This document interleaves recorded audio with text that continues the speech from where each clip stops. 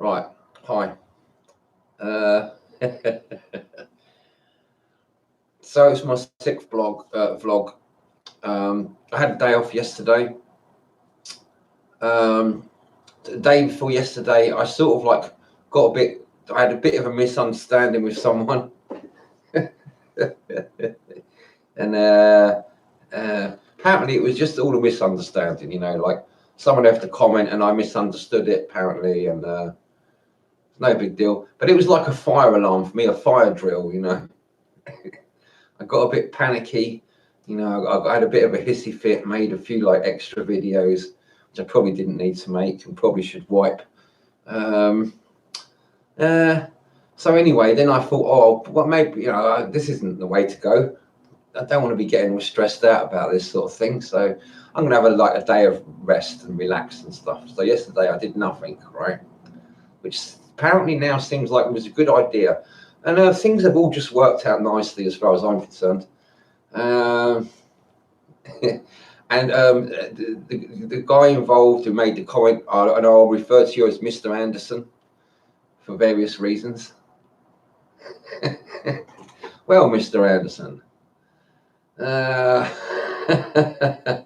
you seem to have done me a favor inadvertently. So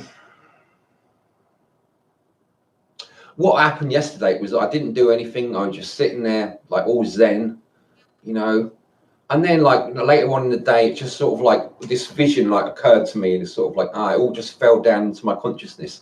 I thought that's why I've been having such difficulty giving up smoking and drinking. It's because I've been waiting to get to this certain realization and like make this decision. What's happening, right?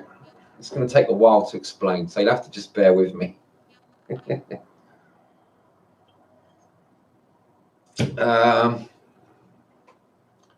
Okay. Now, going back 5 or 6 years now to before, it was about 6 years now when I started to do the work, or the thing that happened, which led me into doing the work. This thing happened around this time 6 years ago. And this also goes back to the Don Juan books, the Carlos Castaneda books that I read about 30 years ago. So what's the way my life has been going since I was about 7 or 8 years old is that I've been trying to build up this sense. My life seemed really shit, and I was trying to build up this sense of well-being. Now, I've come to realize comes about through having like doing dreaming. It's going to take some time to explain, I'm afraid. Now, this is in the Carlos Castaneda books, right? He talks about dreaming. I've got this book here, The Art of Dreaming. Just for example, there's like an art to dreaming, and so you by doing dreaming, and when I say dreaming, I'm not talking about just having dreams, unless they're lucid dreams, right? If they're lucid dreams, that kind of counts as dreaming. But you can have dreaming during the daytime while you're awake. Now, other people might regard this as having visions. I tend to think of it as like dreaming or engaging with your dream space. Something that was important to shamanic traditions, all kinds of traditions. Dreaming has been important, and the modern take on it, the last sort of 50 or 100 years has been like, it's all just wish fulfillment, Freudian sort of theory. It's just wish fulfillment, just ignore them. They're all irrelevant, right? Just dismiss them. It's a left brain way of looking at things, We don't understand it, just dismiss it. It's not important, can't be important, because it doesn't make sense to us left brain people, right? And the Matrix films as well. I'll get back to that though. But there's an aspect of about Agent Smith. I'm just going off track now. I'll get back to Agent Smith later as well.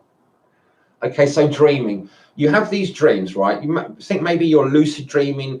One of the ones I like is when I'm flying, having a dream of flying, and you remember it. You've got a certain amount of control so you can watch what's going on in your dreaming.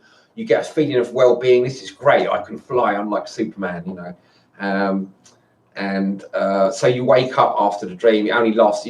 These dreams, you run out of dreaming energy, right? Because, and then you wake up, but you remember the dream, and it's sort of like you can feel the energy. You can remember the energy of what you felt like when you was flying around, right? Just as an example. Now, then that energy, that memory, sort of gets stored in your body as an energy. Your muscles remember things, right? So you carry the memory of what it means to be flying, or any other powerful, positive dream that made you where you had a sense of well-being, right? When you remember those dreams and you're sort of conscious, whether they're visions during the day, when it's just like your imagination becomes like it takes over, and you just get like a spontaneous burst of a powerful imaginative scene, or like a dream-like vision, you know, and it's very positive, you know, and makes you feel good.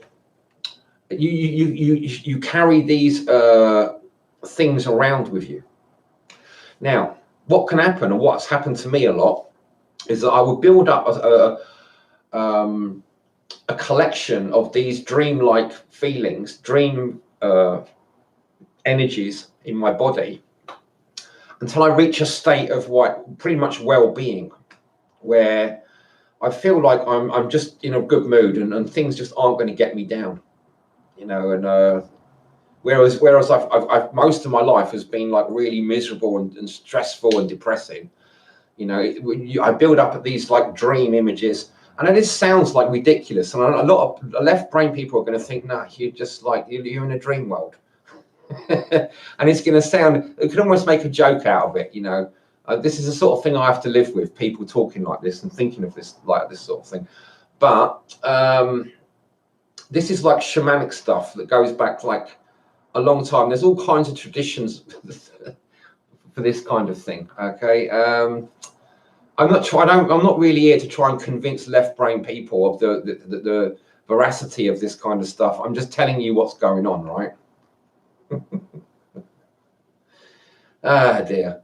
Okay, so I built up this sort of system of like this collection of dream energies, to the point where I feel I'm starting to feel good in myself, you know. And it's like a shield, like a suit of armor almost, you know. But it's more than that. It's conscious. It's got a life of its own. It's like almost like a living thing. And this is really hard to explain for material-minded people. They just don't understand what I'm talking about. But modern science will back all this stuff up, you know. There are particles, like, for example, what's sometimes thought of as dark matter.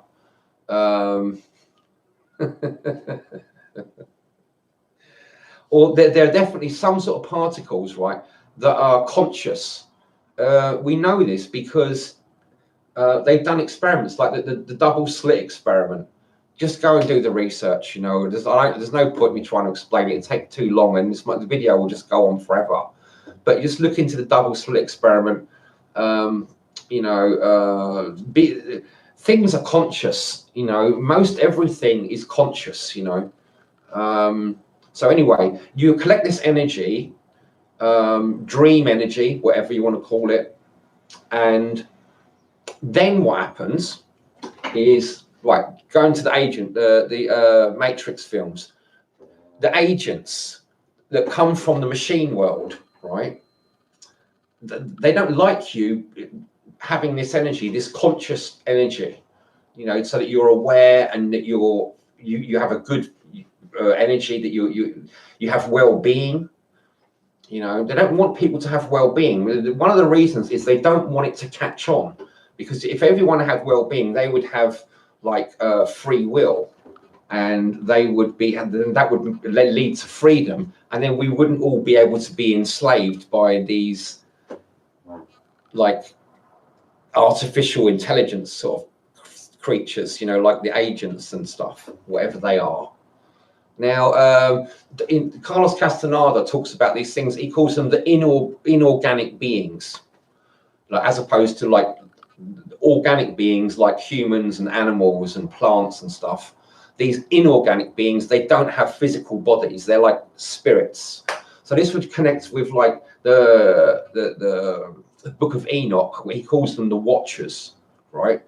And the Watchers are the same ones that come down and mated with the daughters of men, like in the Bible, you know, like and created the giants, you know, and the Nephilim and all that kind of stuff, right?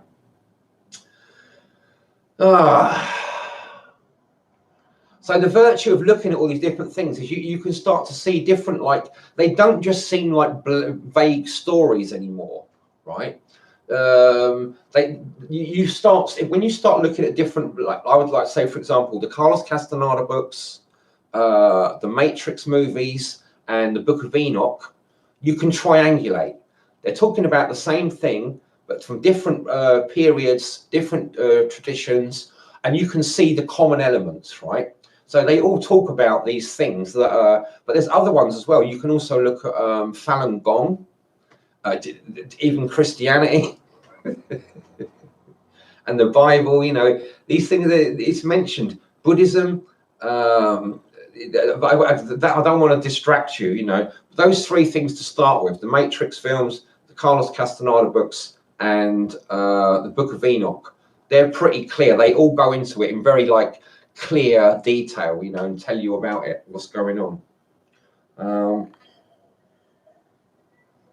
And because they're quite diverse and very different, but they still all point in the same direction, I think they're worth looking at, because from what I've done, I've triangulated through those things, and I've looked at my own life. Whenever I build up these energies so that I start feeling good, and the machine world sends an agent to come and disrupt them and dislodge them from my body. And they do this from things like what I call the evil eye.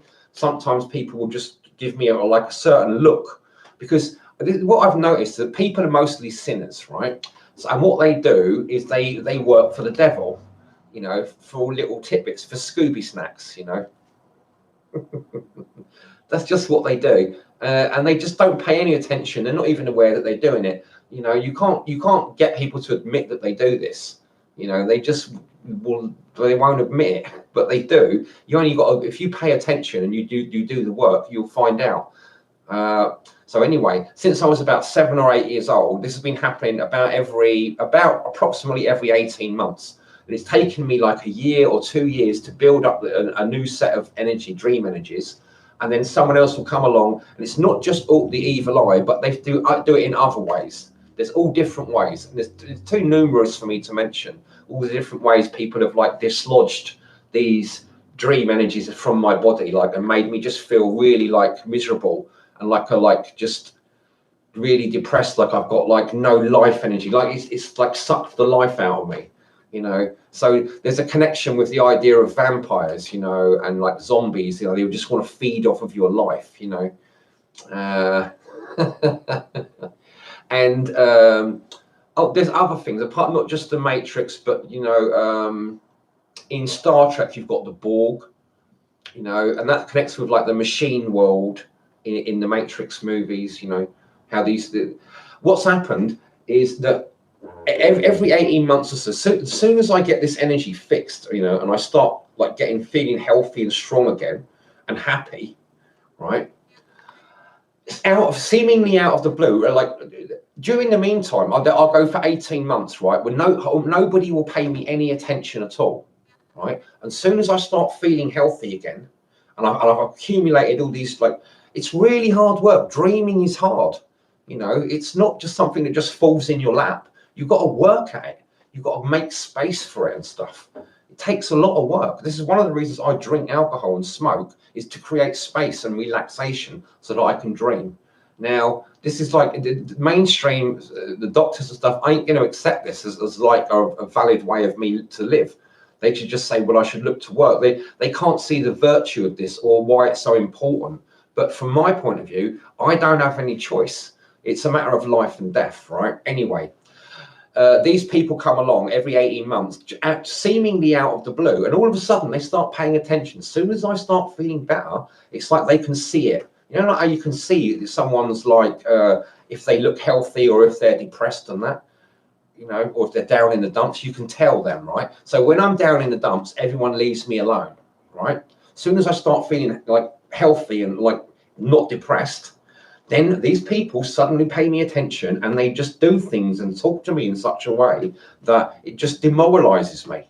It's happened like clockwork, like precision machinery all through my life. And I'm nearly 50 now. Every 18 months, like approximately, just like clockwork, as soon as I manage to build up the energies again, to feel like a sense of well-being, these people, the machine world sends these agents, and they look like normal human beings. They may even be people that you know, or your friends or family. They could be anyone, right? And they will just come into your world, and it's an agent, and they're there to collect the energy that you've worked really hard to get. They're basically they're making sure that you're just a little battery, you know, a copper top, you know, and they're coming to suck the energy out of you that you've created.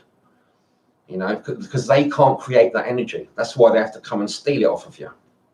You know, and we are like a farm. We're like these creatures on a farm. And when you create this energy, that's what they want, that dream energy. So that's why they attack people like me and keep us like demoralized as much as possible. And that's why I've had such a struggle trying to give up smoking and drinking, because I know as soon as I do, I will feel a lot better, and I will start getting more better dreams, and I'll build up more energy, and then they will send some more agents to me again, right? To try and dislodge this energy from me. And then I'll be back to square one again and have to start all over. And I've just put about 5 years work into trying building up this energy in such a way that they're not going to be able to steal it off me again. You know, that's the whole point of doing the work for me. Ultimately, that's what it really boils down to. I've built up this energy over and over and over again, and these agents keep coming like clockwork, like some sort of machine, to come and take this energy away from me. You know, that's what it all comes down to. So it's like, if I'm going to stop drinking and smoking, which I am planning to do, then what that will mean is that I'm going in like in terms of the Matrix movies, I'm going to making a journey into the machine world, not just coming out of the Matrix anymore. It's going the next step. That's what I'm waiting for. I'm waiting to remember that that's what the whole point of this doing the work was. You know, I've been at it. I've been working underground tirelessly for these 5 years, building up a sense of well-being, building up these dream energies and stuff. I've still been getting, people have been trying to give me the evil eye. I got the evil eye from my brother about a year, no, not even a year ago. It was around Christmas time, so only about 6 months ago. I'm still recovering from that, you know, but because usually it takes me about a year or 18 months to recover. But I rushed out. It wasn't a full-blown evil eye. It didn't quite hit the mark fully, you know. I just rushed out of there as quick as I could. And now I've stopped having anything to do with my family. I was at my mum's having Christmas dinner, but that's just, I've stopped. I won't have anything to do with them anymore. I don't have anything. I don't talk to them on the phone. I don't answer emails. Nothing at all. No contact.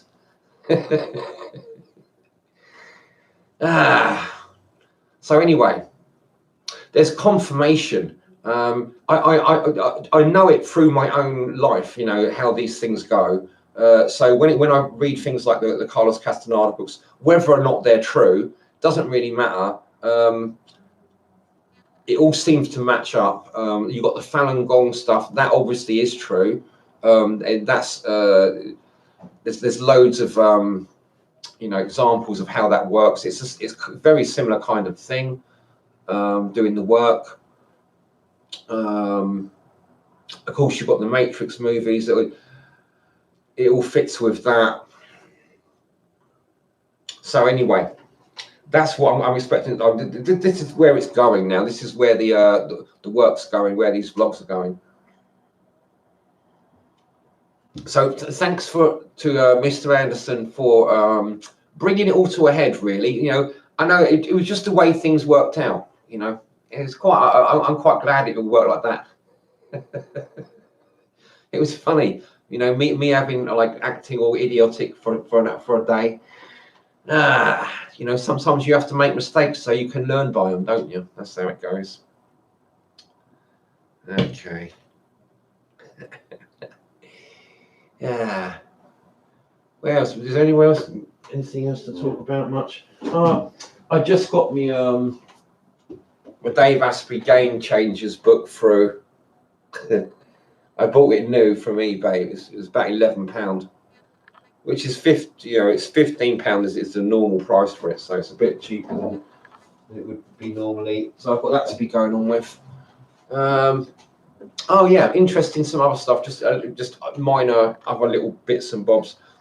So I blocked out my windows, so I've got a dark room now to sleep in, and what I've noticed, if I go when I've gone to bed when it's still light, because there's only 6 hours of darkness at the moment here. So if I go to bed when it's still dark, when it's the light outside, in my head there's light. It's like, like a bit like when you've got your eyes closed and you're looking at the sun, and inside your head is all like orange and stuff. And it's kind of a bit like that, but like I can feel this light in my head, just like my dream body is attached to the outside of my house, and it can see all the light outside, and so it's really hard for me to go to sleep. But when it gets dark, then the light in my head goes dark as well. So it's like there's some part of my head that's connected to outside my house, even though I'm in a pitch black room where there's no light, you can't see any light at all. There's still light in my head as long as there's light outside, which I find is quite interesting. I definitely feel better going into a pitch black room. Just like your body just feels like more relaxed. It's much easier to relax, and get into a sleep kind of frame of mind.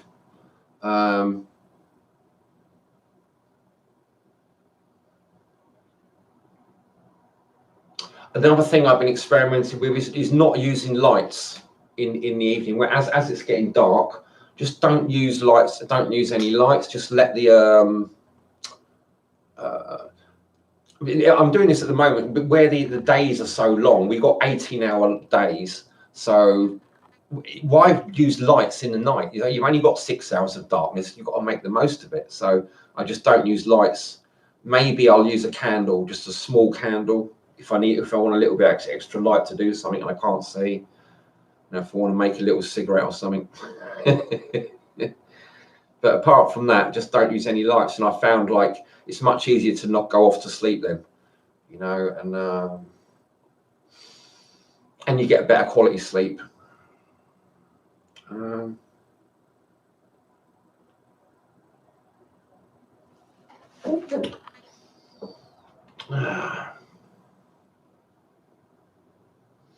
So yeah, I'm thinking when it comes to this getting a sense of well-being and these agents coming. Oh, and that's another thing about the work. One of the things about the work is you're learning to balance the left and right side of the brains, right? And you're also developing this energy so you can have godlike powers, right? Now, Carlos Castaneda talks about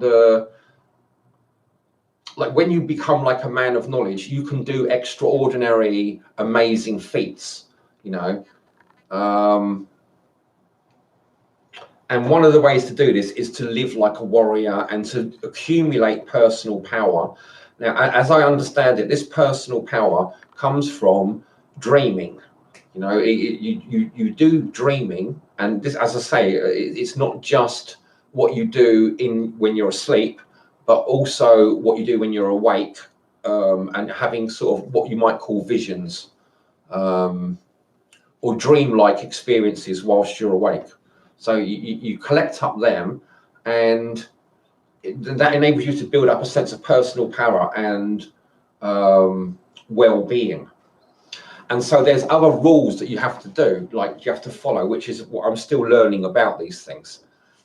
So the people that you spend time with, this is what I'm finding is really important, because some people are agents, whereas some people are not. It's like, if you look at it in terms of the Matrix, Neo spends his time with people like Morpheus and Trinity. They're not agents, right? And Tank, you know, and they're the people that you should be spending your time with if you want to get out of the Matrix and develop a sense of well-being, right?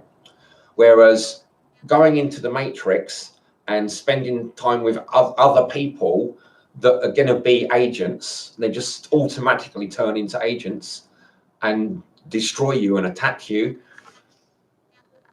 That's what you don't want to do. Right, now, that's right. I'm going to get to what Agent Smith is in the Matrix films. You know, I like to sound like I know what I'm talking about, you know, but obviously I make silly mistakes, and I only just realized, I think it was yesterday or the day before, that Agent Smith in the Matrix films represents the collective, not the collective, the conformist, like forces that try to push people into conforming. You know, like in the school, you know, how schools where I've grown up, it's like schools, everybody wears the same uniform. You all sit at the same sort of desks. You all have to learn the same things at the same time. You know, it's like you're all being forced to act like the same person all the time. It's this huge amount of pressure to conform. And then when you leave school, it goes on to other things like, you know, you watch the same television programs, you know, you listen to the same stories in the newspapers, you know, you wear the same type of clothes, you have the same kind of haircut, you know, all this kind of stuff, you know. There's all these pressures to conform. There's a few different types of people. We accept those. But anyone who's different, doesn't fit the pattern, we're going to give you a really hard time, you know. Hi, Tasfula. Yeah, so what I realised, because I've been watching the Matrix films since they come out, so it's getting on for like 20 years now, and I only just realised that, I mean, I was on the right track, because I recognised that he represents the left brain principle, and the left brain principle is totally conformist. It's just that I'm just filling in some of the gaps that I didn't talk about before or cover before. It's really obvious when I think about it. When there's that scene, there's a few scenes where Agent Smith, he just keeps dividing and dividing, and there's hundreds or thousands of Agent Smiths all attacking like Neo at the same time. That's representative. It's totally obvious. It's symbolically the forces of conformity. You have to be like us. We all have to be the same. If you're not like one of us, then you're against us, and we're going to attack you. And that's how the world works. You know, this is why people were like, I don't know. They just, there's this pressure to conform. You know, and you know, like there's people talk about how people are like sheep. They call them sheeple. So I just thought I'd mention that as well. This is really what you're up against when it means like getting personal power. You can't really have personal power if you're just going to be like everyone else and follow the herd. You know, then you don't develop personal power. You're not going to have real dreams different from other people. You know, they're going to make you feel good. Because sheep aren't meant to feel good. Sheep just go to the slaughterhouse when their time comes, and that's it. You know, or they work, you know, their lives away and then just get a silly little pension. The vast majority of people aren't ever going to leave the Matrix, it seems. And and it's like a lifetime's work, you know. Okay, what have we got here?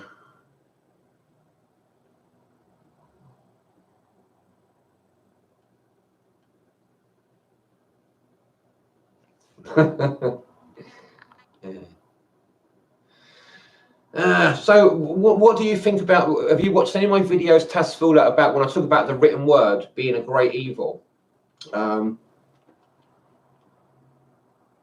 I'm trying to get someone to be able to engage me with this subject. Because Plato talks about it. Socrates originally didn't like the idea of the written word, and I think it's the big problem in the world. We just need to get rid of it and set up communities.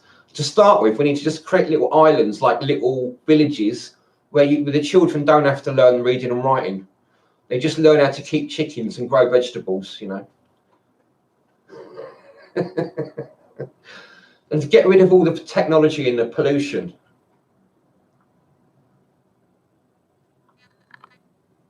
Oh, well, okay.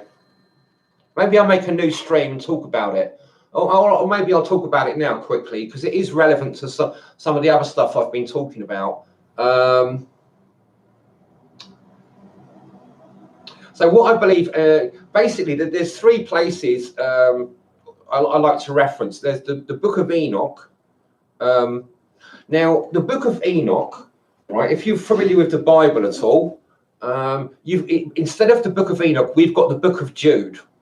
And it's one page just before the book, just before the end of the Bible, before Revelation. You've got the Book of Jude. It's one page. Right at the beginning, he says, you know, Enoch is going to come with 10,000 of his saints to sort of sort the world out and turn it into paradise.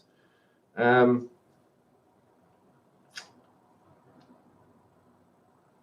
it's just one page. The Book of Enoch is about 150, 200 pages. And it says in there, we're not supposed to have the tree of not the written word. It's a really bad thing for humans. We're not supposed to have it, right? Now there's four Christian churches, main Christian churches. Well, there's more than that, but you've got the Catholic Church. They've got 9 extra books than the Protestant Church, right? The Protestant Bible. The Protestant Bible has got 9 less books in their Bible than the Catholic book, the Catholics. But then you've got the Coptic Christians. They have actually got the Book of Enoch in there, and you've got is it Armenian? I don't think it's Armenian. It's the other one. It might be Armenian. There's another church anyway. They've got one of the quarters in the holy city in like Jerusalem. You know, you've got the Muslim quarter, the Christian quarter, the isn't it the Jewish quarter, and then there's another one like the Armenian quarter or something. I think they've got the Book of Enoch in their thing, and it says you shouldn't have the written word. Where else? Socrates hated the written word, you know, and they killed him. They killed him because he tried telling people. This is the problem I have, you know. Nobody can talk about it. It's like nobody knows what to say about it, you know. But Socrates is like the grandfather of philosophy, of Western philosophy. You had Socrates. Then you had Plato, who was this disciple of Socrates. Then Aristotle, disciple of Plato. Aristotle was the teacher of Alexander the Great, who went and conquered the whole known world at the time.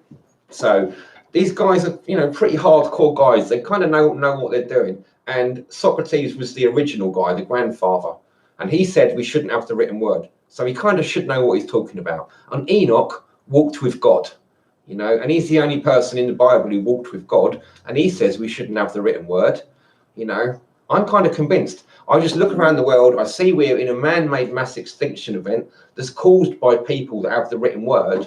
I just think Well, people, they've got their mobile phones. They don't want to give up their mobile phones and their computers and their sort of like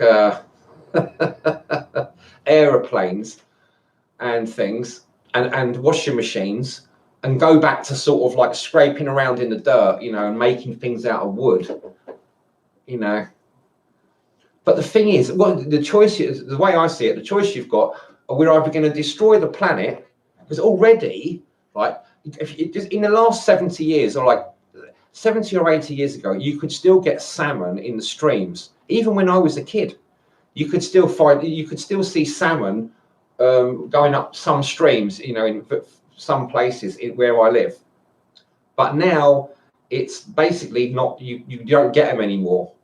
There used to be like huge amounts of salmon. If you go back 200 years, there would be huge amounts of salmon going up the streams, you know, and they were the cheapest fish, you know, and even rich people wouldn't even eat them because they were so abundant. They just considered them as poor people's food. Now you can't buy them. You can't buy wild salmon anymore. I mean, in theory you can if you're rich and you know the right places to go, but you never see it in the supermarkets, apart from the Pacific stuff in tins. You see that, but if you want fresh Atlantic wild salmon, it basically you can't get it. And it used to be incredibly abundant, so it was almost like throwing it away. Now it's only for rich people.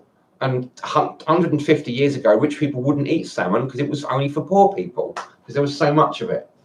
Now we've got loads and loads of people, but there's no food, no proper food.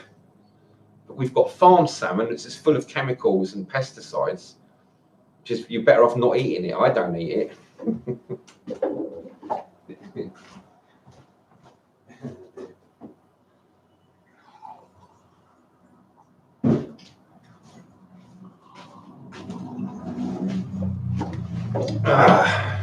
So anyway, to get away from the written word, my idea is to create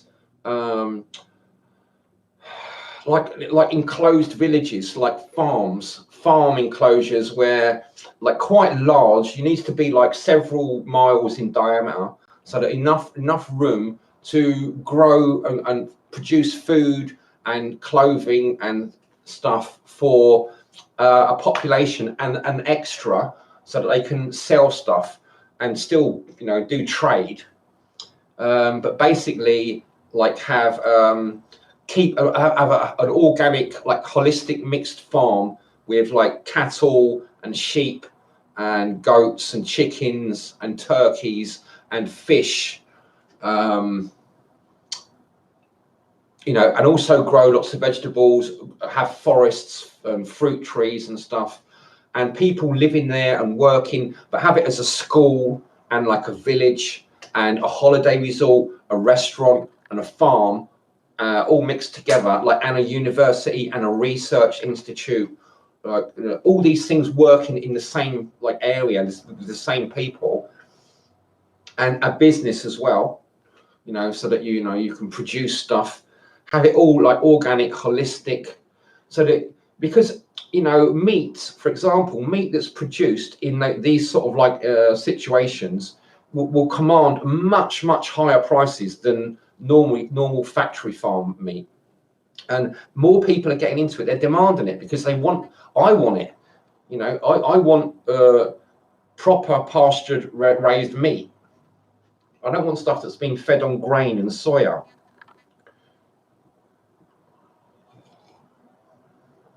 I think more and more people want all their food to be of the highest quality and to have a good lifestyle.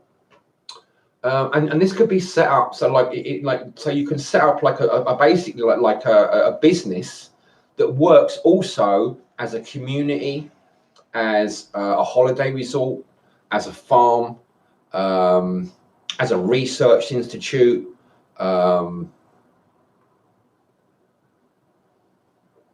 and a sanctuary away from things like the written word, and from all the pollution. You know, like I think people need to create islands. We need to create islands of like all, you know, holistic communities where people aren't inundated with all this technology. We've got a much simpler life, where we're living, we're seeing all the food that we eat all grown around us.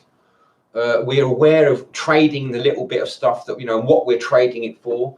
I want people to be independent. I think we need independent, small scale communities, maybe 500 or 1,000 people, maybe 300 people might be a good number, or maybe even less as a hardcore, like, you know, like maybe 70 or 80 people running the show, and then have people like as volunteers. If people are coming like on holiday, they're going to eat the really good food, but they're also going to work, you know, so people can come. They basically pay to come like a holiday, but they do the work, like, but they also get the benefits of maybe, you know, you might have saunas on there, and I don't know, tennis courts, swimming pools, you know, that kind of stuff, so that people can have a nice holiday, but they also do some work, because maybe you need the fruit picking, you know, and so you need people there, extra people, so they're going to do like 4 or 5 hours a day picking fruit for a few days of the week, you know, and maybe some other things, picking some vegetables or other work, you know, harvesting hemp plants to make cloth out of, or whatever, you know. So but they do this work. It's good exercise. There's all kinds of possible benefits that you can provide as part of a research institute, so they can get really good value for money, right? Eat the best quality food, and they're providing a service basically more or less for free, but they're paying you for it, right? So instead of paying workers, right, to do the work for you, they end up paying you because of this exclusiveness and the high quality of your environment. People will pay you to come into a holiday and work do your jobs for you. You know, this is quite, you know, realistic. It might sound implausible to some people, but I would do it if I knew I could go around all different farms around the world, and well,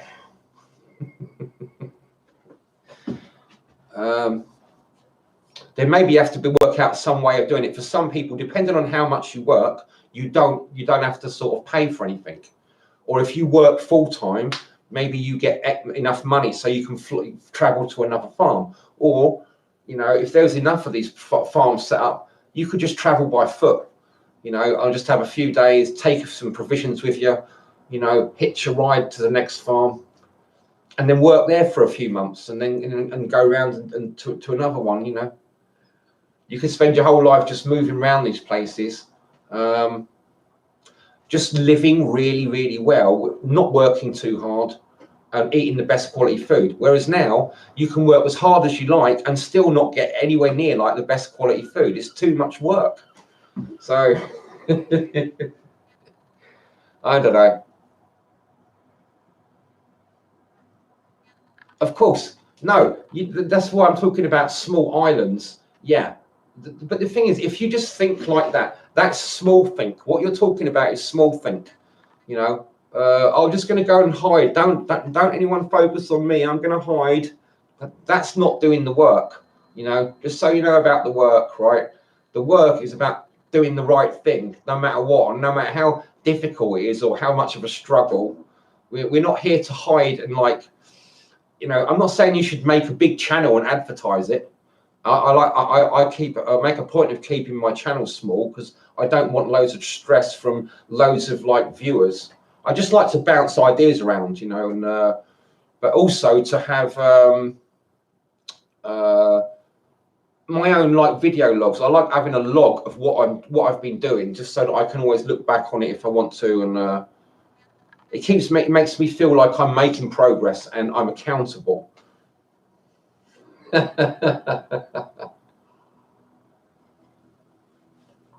Okay, I'm rounding on a bit now. I've moved away from the issues of this video, which was, what was it again? Oh yeah, doing nothing. I'm heading into the machine world. That's what it is. Yeah, that's why I've been resisting quitting drinking, because I'm going to feel so much better when I stop drinking and smoking, that I'm going to attract agents from the machine world, and I've got to be ready for them. Okay, watch this space. Thanks for watching. Thumb up, and see you probably soon. Bye.